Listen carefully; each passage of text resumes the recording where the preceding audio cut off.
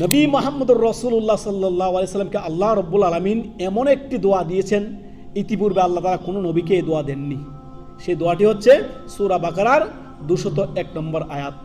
আল্লাহ রাব্বুল আলামিন মুহাম্মদুর রাসূলুল্লাহ সাল্লাল্লাহু আলাইহি সাল্লামকে সর্বোত্তম একটি দোয়া দিয়েছেন, যে দোয়া দিয়ে আপনার দুনিয়ার সার্বিক কল্যাণ, আখিরাতের কল্যাণ, দুনিয়া আখিরাতের যাবতীয় কল্যাণ আপনি চেয়ে নিলেন। আল্লাহু আকবার, আল্লাহু আকবার। দোয়াটি কি?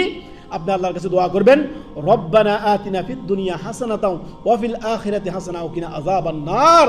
হে আল্লাহ, হে আমার প্রতিপালক, হে আমার রব, আমাকে দান করুন দুনিয়ার যাবতীয় সকল কল্যাণ দান করুন, আখিরাতের যাবতীয় কল্যাণ আমাকে দান করুন।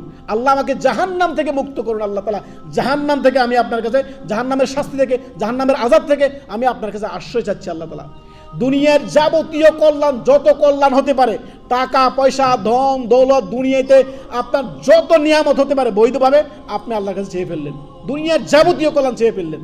এর থেকে জাময় অর্থপূর্ণ দোয়া দ্বিতীয়টি কোরআনে আর নেই, কোরআন হাদিসে আর দ্বিতীয়টি এত চমৎকার দোয়া আর নাই।